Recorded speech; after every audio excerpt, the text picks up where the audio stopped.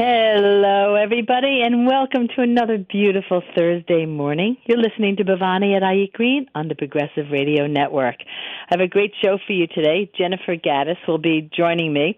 She is the author of The Labor of Lunch, Why We Need Real Food and Real Jobs in American Public Schools. And you know that is an issue that I am very passionate about, so I'm really looking forward to having her on in just a little bit, and I'll tell you more about her when she comes on.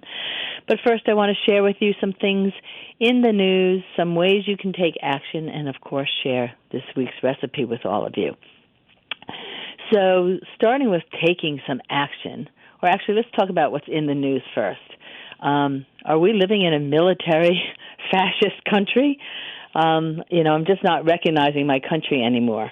When I read about militia going into Portland and shooting tear gas into peaceful protesters and throwing people into unmarked vans, it is scary. It makes me think of The Handmaid's Tale. So we just can't relax. We really all need to stay vigilant and proactive and, make sure that we get people out to vote, make sure that voting by mail is safe and secure, and not let our president do anything to break down the U.S. Postal Service, which he is working really hard at doing as well. It's just really, really scary times, and we all need to stay vigilant and do what we can. I'm happy to say that New York State, during this COVID situation, they actually launched a COVID rent relief program. I don't know about other states around the country, but New York did. But of course, there's just a 2-week window, and I only found out about it this week. So there's 1 week left. So I'm sharing that. I shared that in my newsletter out to everybody, and I wanted to let anyone who's listening know that if you are in New York, you have 1 week left to apply for this COVID rent relief program. And of course, there's certain criteria that you have to meet in order to qualify for the program. But if you are in need, you should check that out, and that is listed on my website. So I am really scared about what's going to happen when this extra $600 that people have been getting goes away, and all of a sudden we have all these people that can't pay their rent or their mortgage payments, and and people will start getting kicked out of their homes. We will have a homeless crisis on our plate, which we already have. So, we're just living through really precarious times, and we all need to do what we can to help our neighbors and our communities. Right now between the COVID happening and unemployment and Black Lives Matter, there's so many issues that are super, super important that we all need to stay aware of and stay safe and support our community and people of color so that they are treated equally and the injustices that plague our nation can be addressed. One thing I would like to encourage you all to do in Take Action is putting an end to plastic pollution, which is a whole nother issue. It almost seems like, why even bother when we're dealing with all these other immediate issues? But we can't let up on that either. I mean, President Trump is relaxing everything in the environment. Anything good that Obama had put in place, he's undoing. Even, the Clean Air Act and the Water Act that, presidents before Obama put into action, he's trying to undo. So anyway, there is a big push to, and there's a bill that was put into Congress called the Break Free from Plastic Pollution Act. And we are trying to get members of Congress to support that. So you can go onto a website where you can find out who your member of Congress is and ask them to support the Break Free from Plastic Pollution Act.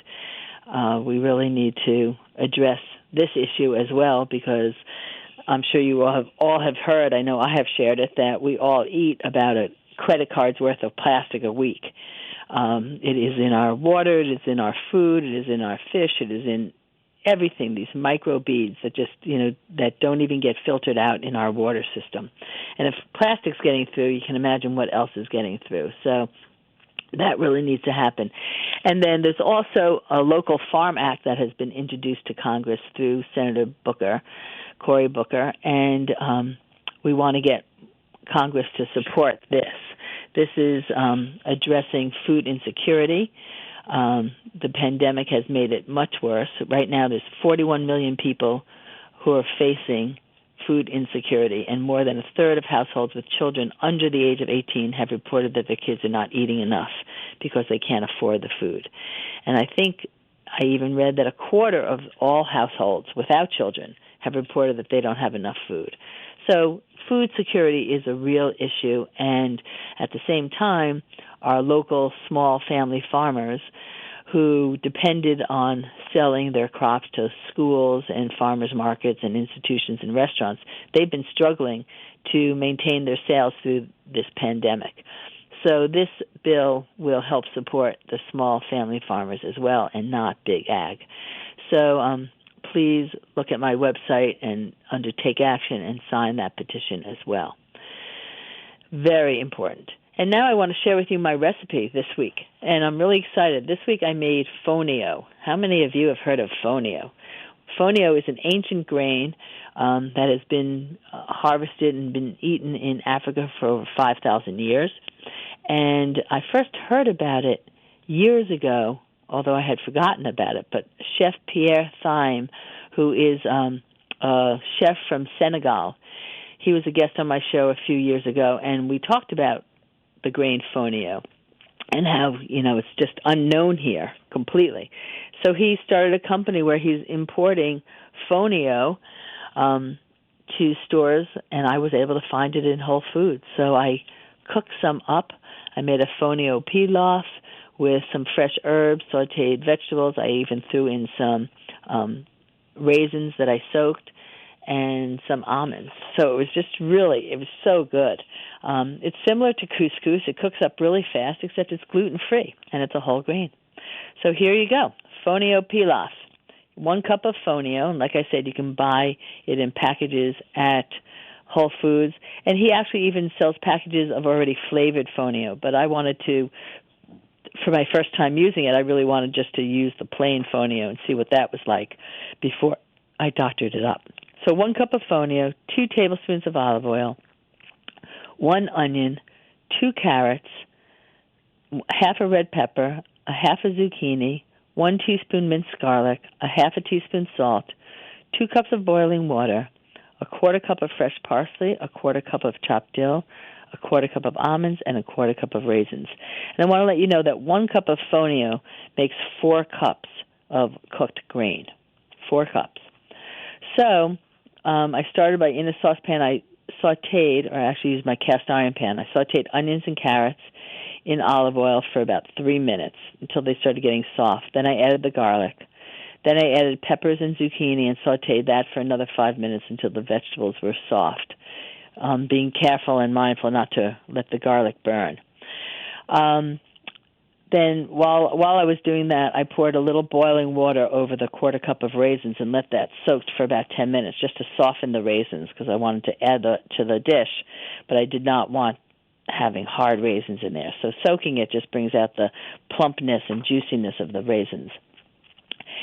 Then I pushed all the vegetables to the side of the pan, and I added the fonio to the center of the pan and toasted it for 2 minutes.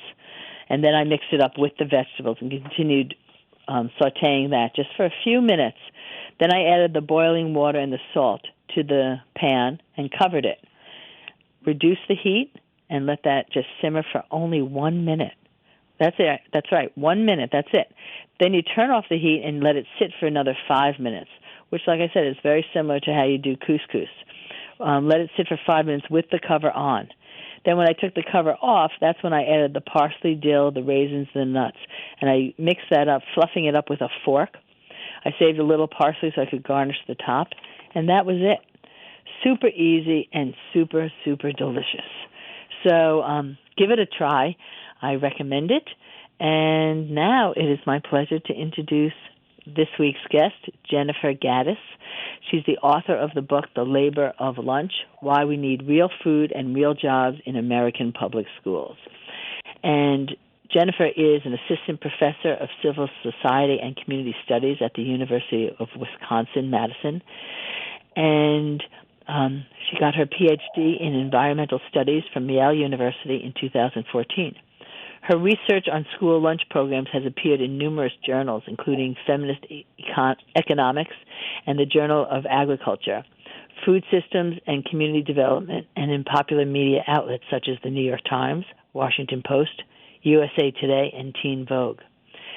And for me, as a person who's worked with school lunch for so long and is very involved with local farms and school food, it's such a pleasure to invite Jennifer on. Jennifer, you with me?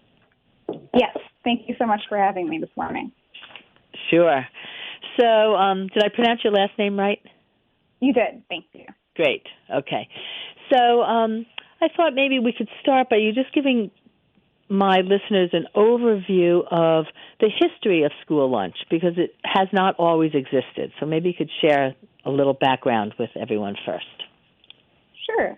So often people will hear that the National School Lunch Program in the U.S. started in 1946, right after the end of World War II, as a way to really combat child poverty and child malnutrition that was discovered particularly among recruits during World War II. So as part of this kind of national defense idea of making sure that we had a population that was really well nourished. But the story that I actually tell in the book goes back about 50 years before that, to the 1890s, at a point when public education, particularly for young kids, was really just becoming something that was required by law. And there were a lot of reformers, women in particular, who really felt like it was important to make sure that the food that kids were able to access at schools was nutritious. And there was also this concern about safety of food and needing to have people who really were trained to make sure that they could tell if food had been adulterated or if it was fraudulent in other kinds of ways. So a lot of the same concerns about child nutrition and safety, and also just kind of the challenges of preparing meals for children at home and making sure that they stay good by the time children were to eat them, 5 or 6 hours later at lunchtime, that parents might still feel today, were some of the early motivations in the 1890s for some of the first penny lunch programs that we had in the U.S. And really from there, it took about 50 years of experimentation at the local level and some massive scale-up during the Great Depression for us to eventually get to a point in the 1940s where we really had this local and state infrastructure already of not-for-profit school lunch programs that then sort of became codified into this national, federally controlled program. Mm-hmm. And when you say nationally controlled, does the federal government provide the food for the National School Lunch Program? Or yeah, so the way... go ahead. Yeah, go ahead. The way it works now is the federal government provides for any school that participates in the National School Lunch Program and or the National School School Breakfast Program. They provide two things based on participation numbers. So they'll provide a reimbursement, and the amount that they'll provide for reimbursement is different depending upon whether a kid qualifies for free lunches, reduced price lunches, or a paid lunch. So any lunch that's actually served or breakfast through either of these federal programs is subsidized with some amount of cash that's reimbursed to the local school food service department. And schools also, based on those participation numbers, get a certain allocation of what are called commodities dollars. So earlier on in the school lunch program, it used to be that schools would get these commodities donations, and it was the U.S. Department of Agriculture and their sort of ag economists who would decide, what do we have a surplus of? We'll send that to the schools, kind of regardless of whether or not it was really even things that were widely used in school meal preparation. But things have changed, and these days schools have a lot more choice in terms of what they actually choose to purchase with their commodities dollars. So typically the state level administrator for the school lunch program will get some sort of list of the things that are available on the national level, and then they'll decide sort of what items to offer at the state level. And a lot of school districts, because of kind of the complexities of how the commodities program works, will try to maximize the value of those commodities dollars. And a lot of them will end up spending quite a bit of their commodities allocations on what are called center of the plate items. So things like chicken nuggets and hamburger patties and things like that would be a little bit more costly for the districts to be purchasing on their own. Schools oftentimes also serve items that are a la carte. Sorry, my phone cut out for just a second. Schools often will serve items that are not part of the federal school lunch and breakfast program. And those items are called a la carte items. And those are things that typically aren't regulated in quite the same way in terms of their nutritional content. And those items are not reimbursable at all, in large part because they aren't subject to the same kinds of nutritional regulations as the food that kids would be getting if they go through a regular cafeteria line. But those a la carte dollars are actually really important for the schools that have a la carte lines. And so one of the things that we're seeing right now with COVID-19 and the pandemic causing the school shutdowns is that a lot of these school lunch programs that are essentially not-for-profit programs operating in schools, and they're sort of expected to be financially self-sustaining units within the school infrastructure. What we're seeing is that a lot of them are just really, really struggling because they have a lot of fixed costs. And during the pandemic with the school closures, even though a large number of schools continued to really make a huge effort to get food to kids, particularly kids who would be more reliant on the free and reduced price meals, they're really missing out on the group of kids who would be accessing those paid meals and also the a la carte meals, so more of the upper middle class and middle class students in public schools. So without that revenue, a lot of school districts are really kind of, I think, in a bad place financially right now with their lunch programs. Absolutely. So there's a lot of lobbying going on right now to try to get the federal government to really help with that financial problem and also move to a universal free model of school provisioning for this upcoming academic year.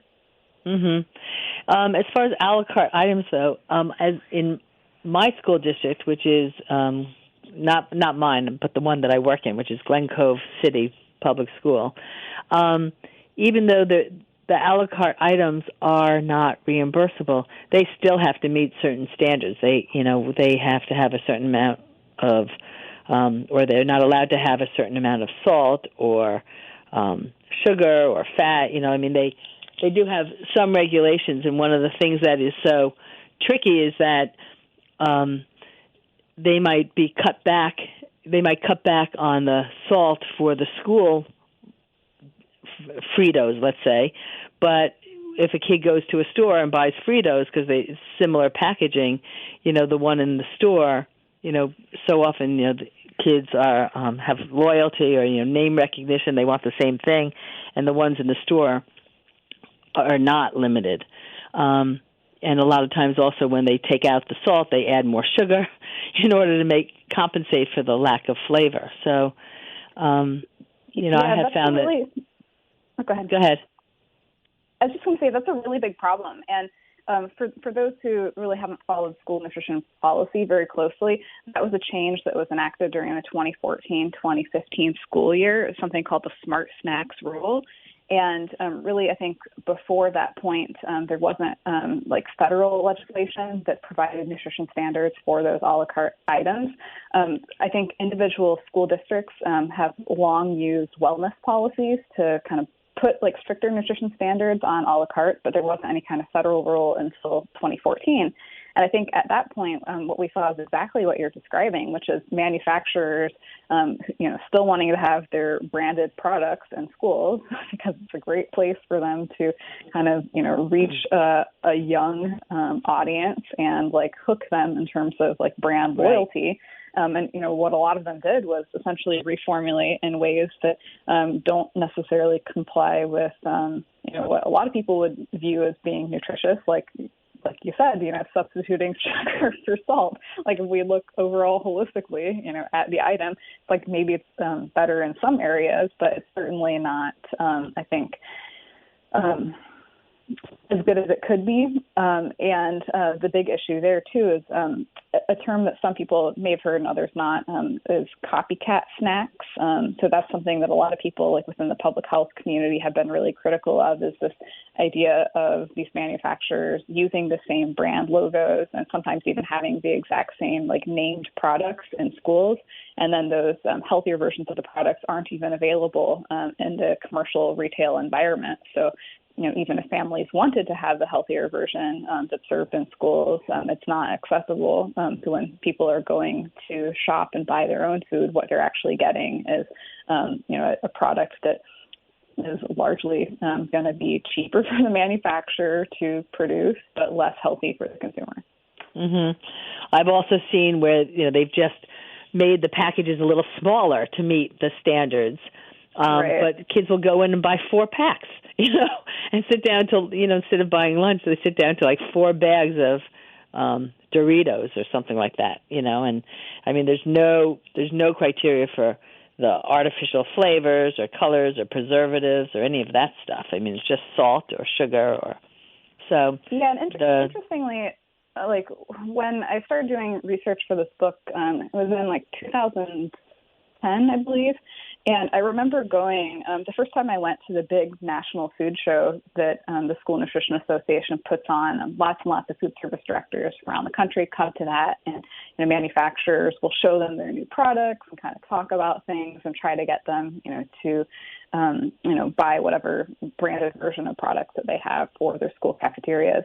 And in the summer of 2012, I remember being there, and everyone was just sort of like, freaked out about the Healthy Hunger Free Kids Act of 2010 and those regulations going into effect that upcoming school year, and how that meant, all this changes in terms of the sodium content and whole grain requirements and things of that nature. But then when I went back a few years later, it seemed like much more of the conversation among manufacturers had really shifted in this direction of what people tend to refer to as clean labels. So exactly like that rhetoric that you're just talking about in terms of, removing like high fructose corn syrup and artificial colors and flavoring and things of that nature. And it really seemed like a lot of manufacturers were trying to at least have, one item in their product portfolio that they could really point to as like, see, like we're doing this really good thing. We're serving like clean food in schools, and don't worry, you don't need to, build out kitchen infrastructure or hire workers in full-time positions. Like we can deliver all the health benefits that people who, might be talking about real food or clean food in schools are demanding, without actually really changing a lot of the power structure, the way that things are actually like kind of flowing through these mega corporations into schools. So that's something that in the book I refer to as real food light, and I really kind of argue against that approach as being an endpoint in terms of what school food reform should look like. Right. I remember being shocked. They called me the food police back when my kids were in the public school. This was before they even changed the healthy school lunch program and, improved a little. I mean, after I had left, they started making it where you could, they lightened up on the procurement so that you could actually get some local vegetables from a local farm. It didn't necessarily have to be the cheapest bid you could get. You could spend a little more and buy local. But prior to that, I remember going in and looking at the ingredients because we had really worked hard to try to improve the school lunch program by writing in all these requirements, but we still were dealing with a big food service provider, Aramark, who you mentioned in your book too. And anyway, so they had the French fries were just like the lawsuit from McDonald's. The French fries were had beef flavoring in them. I guess they spray the French fries before freezing them with beef fat so that when they're cooked, they have that flavor. And I was furious because my kids are vegetarian. Vegetarian, yeah. And, and those hidden ingredients that people don't even think of. And I know in your book, you talk about the Aunt Jemima syrup, we don't even have the Aunt Jemima. We have a cheaper one than that. Although Aunt Jemima will be history. I hear they're changing the name for Aunt Jemima finally. But anyway, trying to get real maple syrup, forget it. It's just not happening. And meanwhile, there's, showing the French toast sticks that they're putting out at the school lunch as being healthy. And I actually looked at the ingredients, and they were not. I wanted to complain. I went in. I was like, I can't believe you're serving these French toast sticks. They looked like yellow, like they had artificial color in them, but they didn't. I was surprised. They didn't have artificial color. They, of course, had I guess a little turmeric in them for some yellow, and they had egg and the things that you would think would be in French toast.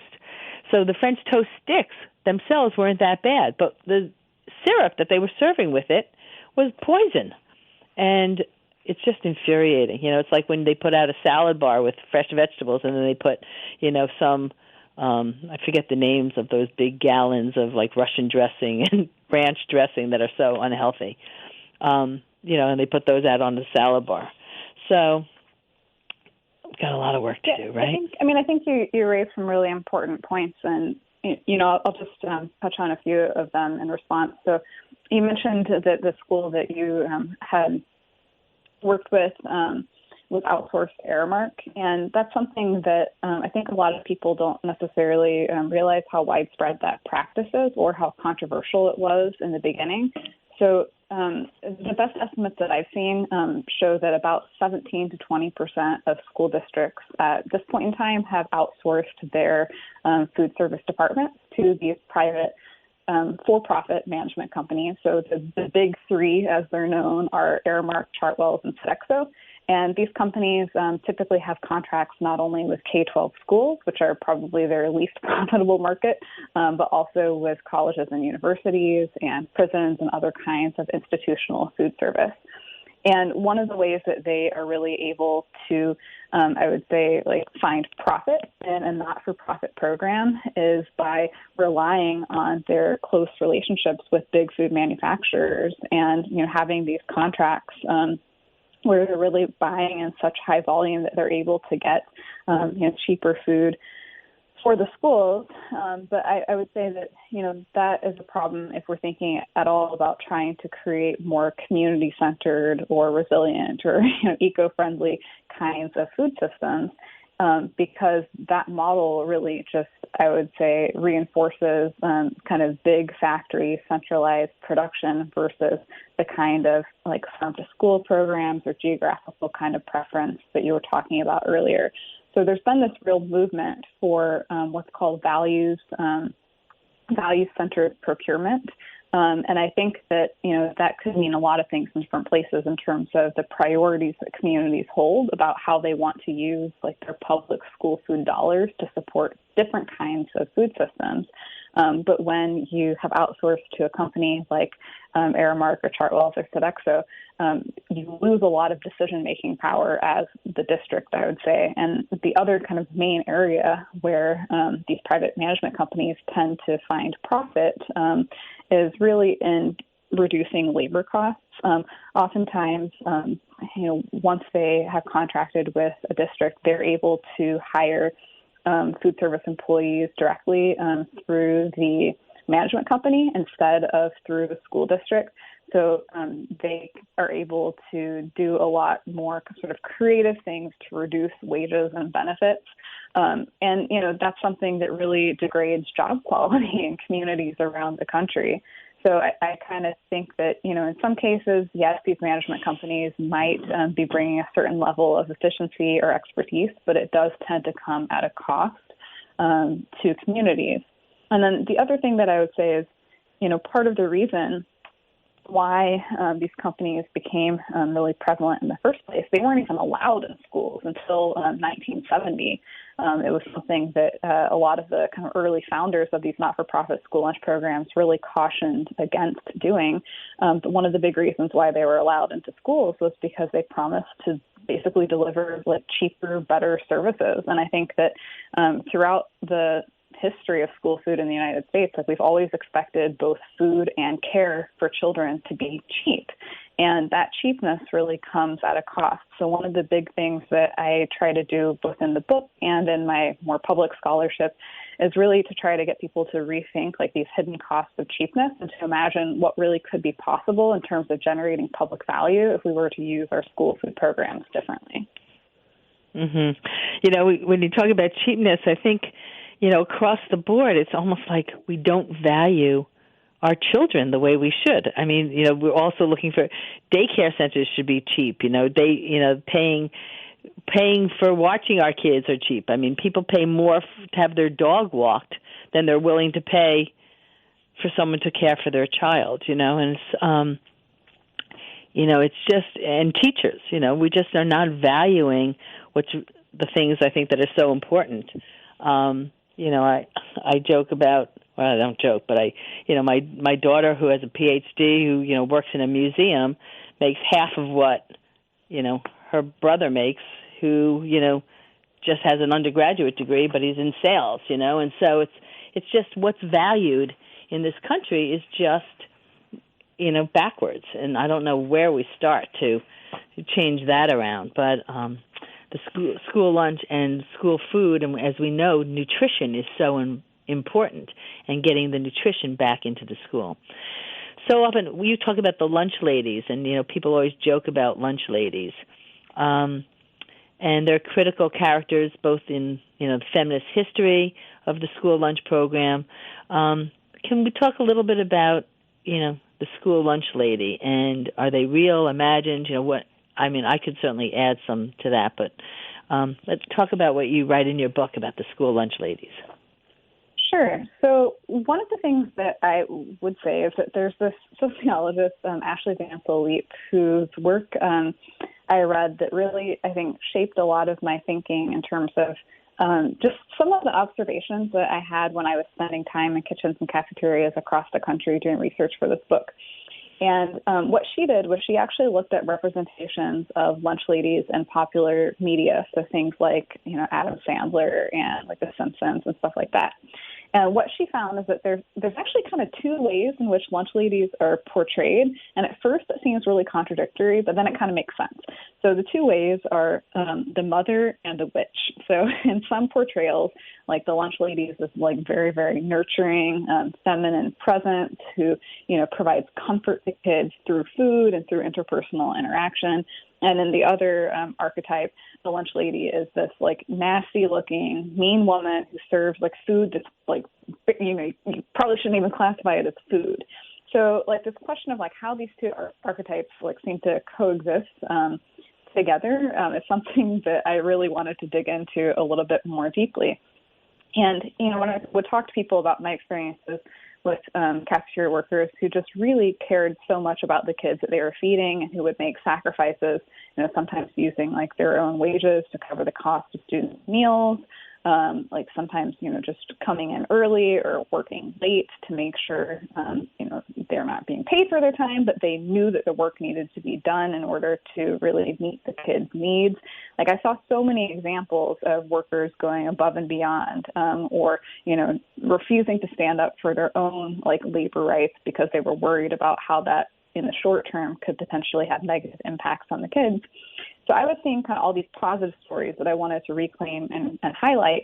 But then I would also talk with people and, go to cafeterias where there would be people, typically not so much like the lunch ladies, but more so like cafeteria monitors, just like screaming at kids through a megaphone. And I certainly saw, cafeteria workers not always being like the nicest to kids. And what I really came to as a conclusion is that I think for the most part, the people who come into this job really do care about kids. Otherwise, they don't stay in a job. It's not a well-paid position at all. So nationally, I believe that the hourly wage is just a little under $11 an hour. And what makes it kind of even worse is that in the majority of schools that use what's called like the heat and serve model, where instead of cooking meals from scratch using fresh ingredients, you're basically just getting in stuff that's been cooked elsewhere and you're reheating it at the school sites. When that's your model of food preparation, you don't need full-time workers, or the number that you need is relatively small. What you need a lot of are people in these 2 to 5 hour positions that typically would not be benefit level positions in school districts. So that really means that, people who are staying in those short hour positions, they're certainly not, staying there because it's this like excellently, paid position. For a lot of people, it's actually a struggle to continue, doing that work, but they feel committed to the kids that they are caring for. But, for some workers, it's like, okay, I'm not getting benefits after this job. I have to go to my second job or even my third job. These kids are being really disrespectful to me. I don't feel supported, by like management. And I'm doing like really like hard work, interacting with kids, like, because actually working like in a school kitchen or cafeteria is a lot harder, I think, than most people imagine, just in terms of both the physical labor and also the emotional labor.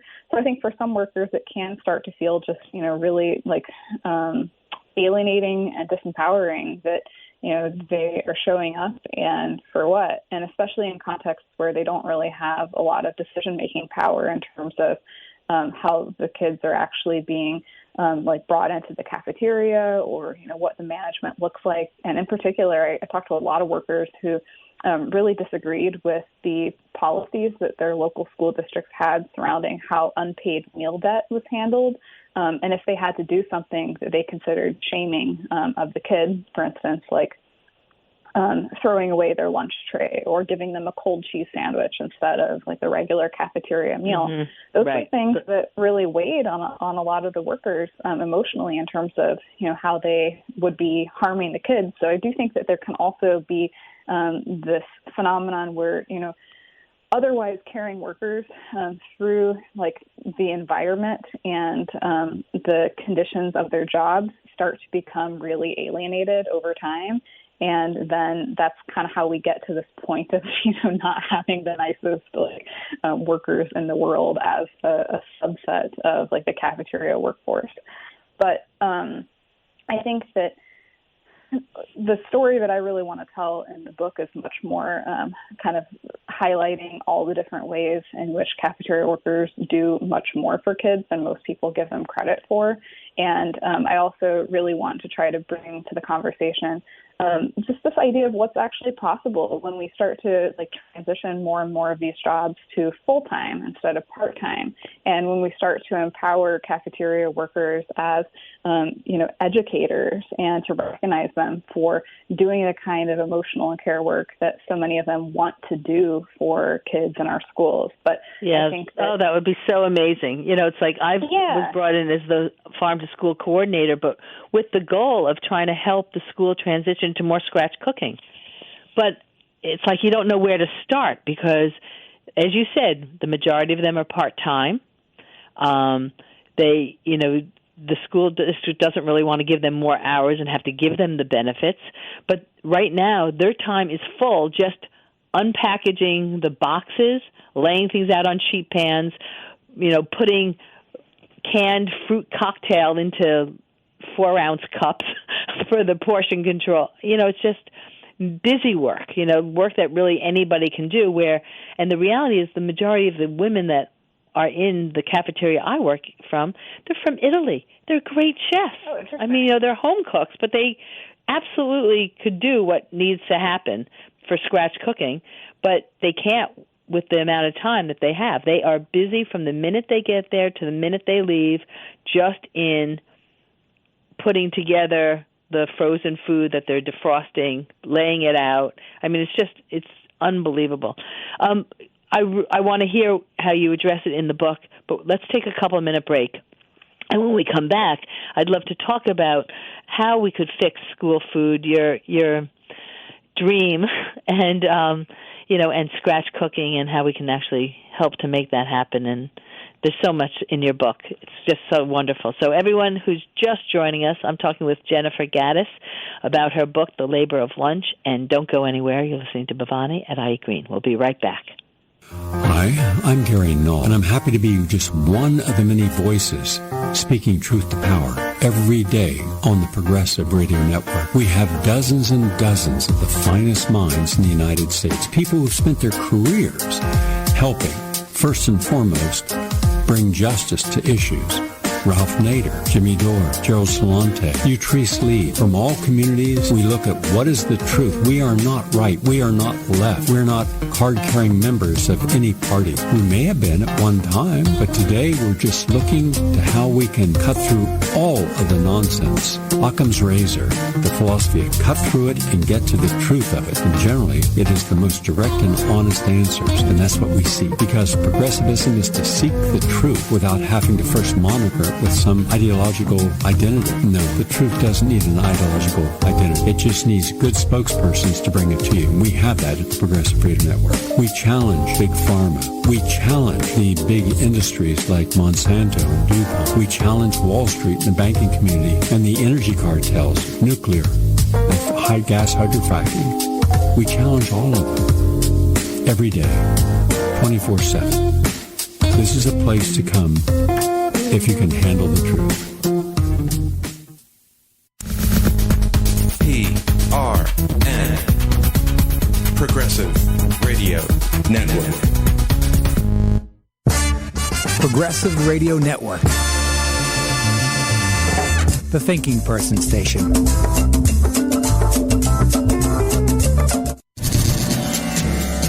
Stay tuned for more cutting-edge viewpoints on PRN, the Progressive Radio Network.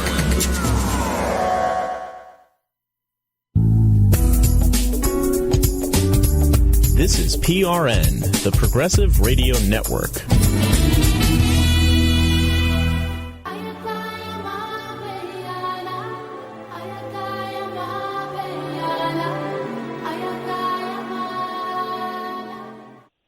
Hello, everyone, and welcome back. You're listening to Bhavani at iEat Green on the Progressive Radio Network, and I'm talking with Jennifer Gaddis about her book, The Labor of Lunch.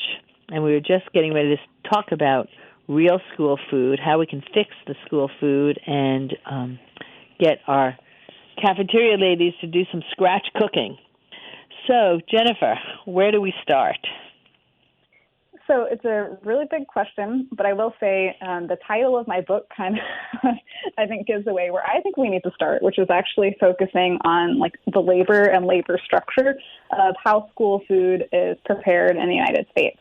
Some of the research that I've done has also been international in countries that really do a ton of scratch cooking and serve a lot of local food in their schools.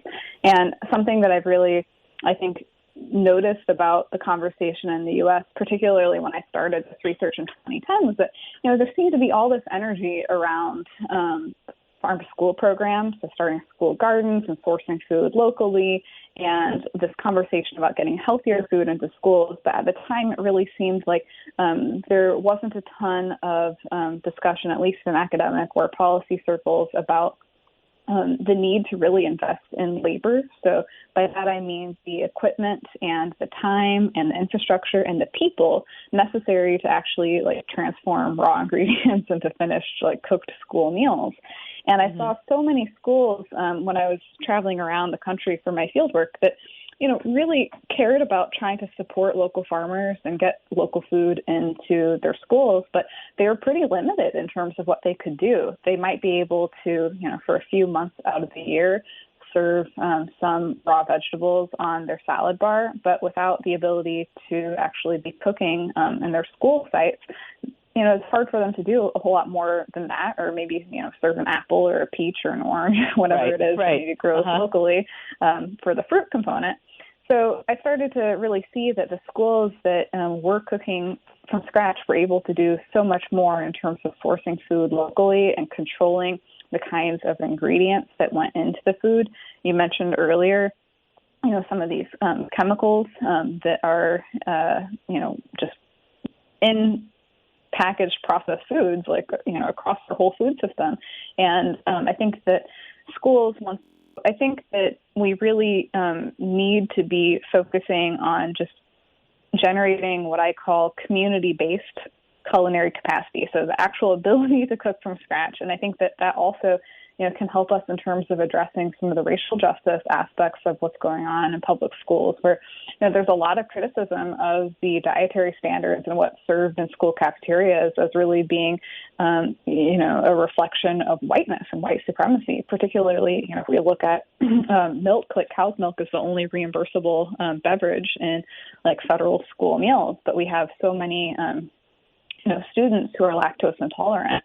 And some schools may offer some sort of alternatives to kids that is a non-dairy milk, but, that tends to be more expensive for them. And I haven't seen any school that I know that has a dairy alternative.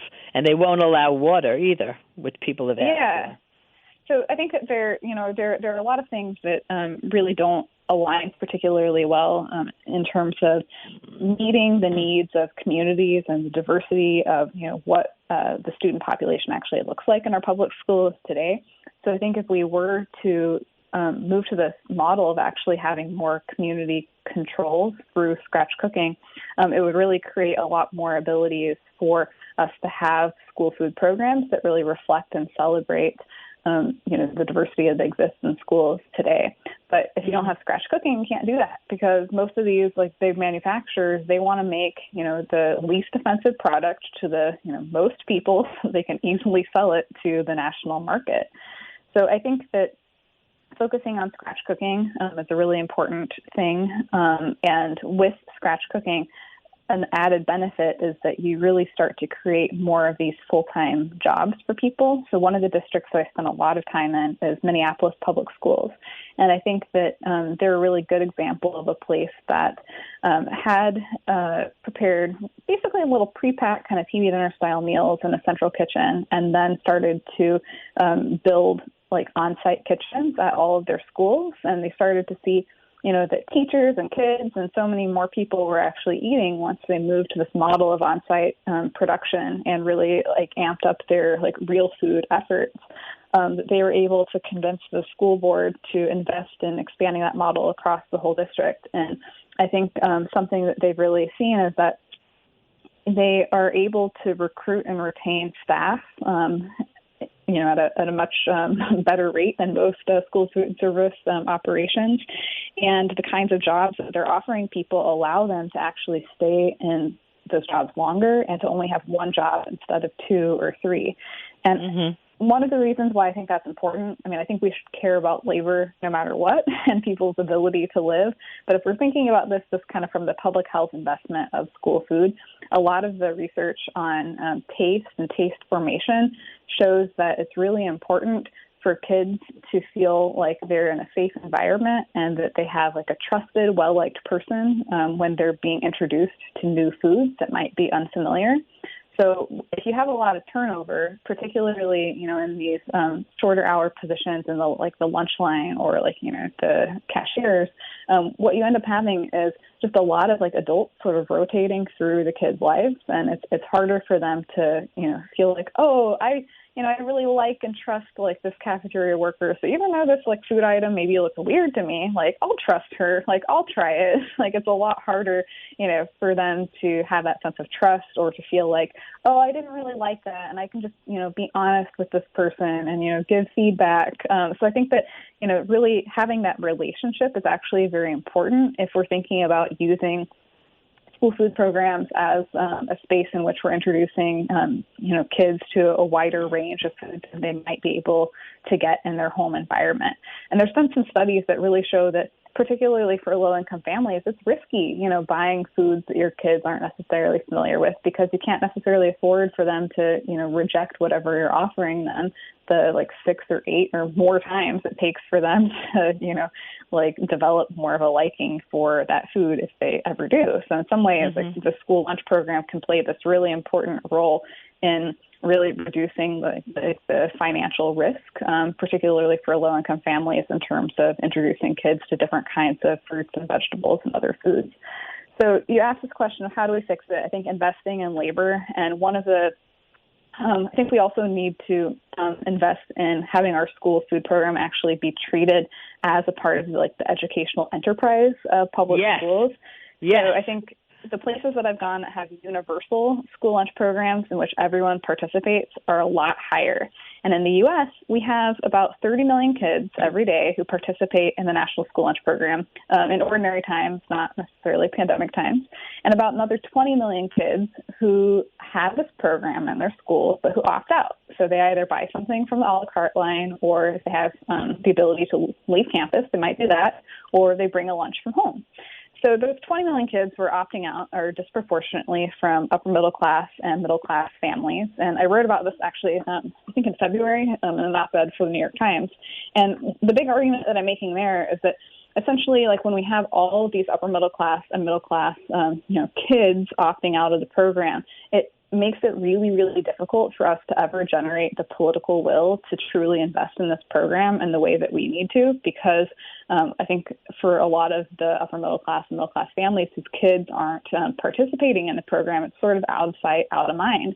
They might think about it sometimes in terms of it, being something that maybe their kids eat every once in a while, or they might have like a realization of the importance of the free and reduced price meal program, but it's not like going to be necessarily a priority for them to, talk to their school board or talk to like their legislators at the state or federal level and really try to make this program change.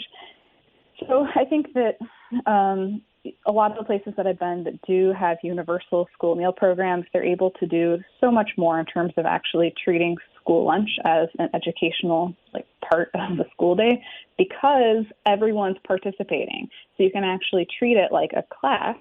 And I think that we don't have the same kind of, lack of public investment in these countries that have universal school meal programs. Can you share which countries had good models that you thought were good? There's a lot of countries that have models that are good in terms of what you see, like just in individual cafeterias. But I think that the countries that have really great national programs, in my mind, are the ones that have universal school meals, meaning that all kids participate. And I especially like the ones that are universal free, meaning that, they're using tax revenue essentially to provide free meals to everyone versus charging like a different rate at the point of service. And those that are really using their school lunch programs to support a transition to more sustainable forms of agriculture and food production. So the ones that I think really fit that model, I would say South Korea is doing an amazing job. In 2011, they created something called the Universal Free Eco-Friendly School Lunch Program. And it's actually been so successful in terms of really catalyzing a transition to eco-friendly farming in the country, that the Korean government wants to replicate that model across its other public food programs, which actually feed about a quarter of the population. So when you start to use public food programs in that way, I think that it becomes really transformative in terms of what public food programs can actually do across the whole sort of domestic food system. I think Japan has a really amazing model, and I've actually done field work there already in terms of how they handle food education. And that's something that in Japan really, I think, changed a lot in 2005 when something called the Basic Law of Shokuiku, which means food education, was passed. And it was really at that point that a lot of the kind of national resources devoted to food education started being funneled into the schools. And schools saw a lot of investment in terms of just the people that were employed there, who really got to focus on designing nutrition and home economics education for the students there. I think Finland also has a really amazing model. They've actually had universal free school meals since 1940s, so they've done it for a long time. And they're also using a lot of their school food programs to support organic agriculture.